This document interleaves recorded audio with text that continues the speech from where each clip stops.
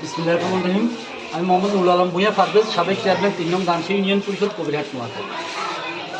2024-এর আকস্মিক বন্যায় আমাদের নোয়াখালী, ফেনী, লক্ষ্মীপুর, কুমিল্লা সহ অনেকগুলো জেলায় বন্যায় ক্ষতিগ্রস্ত হয়েছে।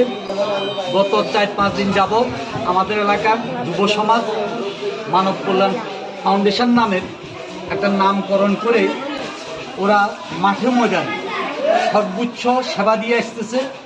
তাদের এই সেবাটুকুর কার্যক্রম যেহেতু আমি উপলব্ধি করতে পারছি, তখন আমি সিদ্ধান্ত নিলাম যে আমাদের এলাকার যে ছেলেপেলেগুলা দিন রাত পরিশ্রম করে কোমর পানি গলা পানিতে পর্যন্ত নামি মানুষের বাড়িতে বাড়িতে সেবা দিচ্ছে, মানুষের খোঁজ খবর নিচ্ছে, তৎক্ষণিক একটা সিদ্ধান্ত নিলাম যেহেতু আমাদের এলাকার লোকজন এই মুহূর্তে হাই স্কুল, প্রাইমারি স্কুল, মসজিদ, মুক্তব, মাদ্রাসায় আশ্রয় নিচ্ছে।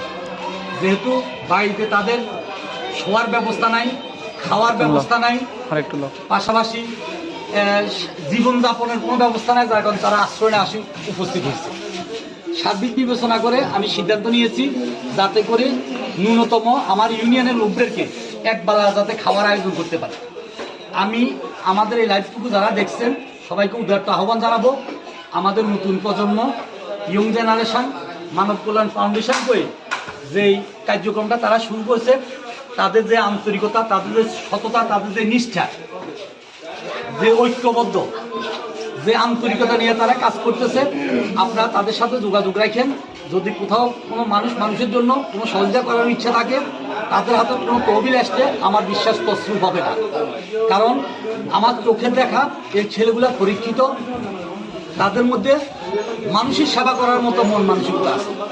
আমি আল্লাহর কাছে বলি, তাদের যে মন মানসিকতা তৈরি হয়েছে, তারা দল মত নির্বিশেষে এই ঐক্যটা ধরে রাখো। এটা আমার সমাজের জন্য, আমাদের এলাকার জন্য, আমাদের দেশের জন্য কাজ আসবে। আসসালামু আলাইকুম ওয়া রাহমাতুল্লাহি ওয়া বারাকাতুহু।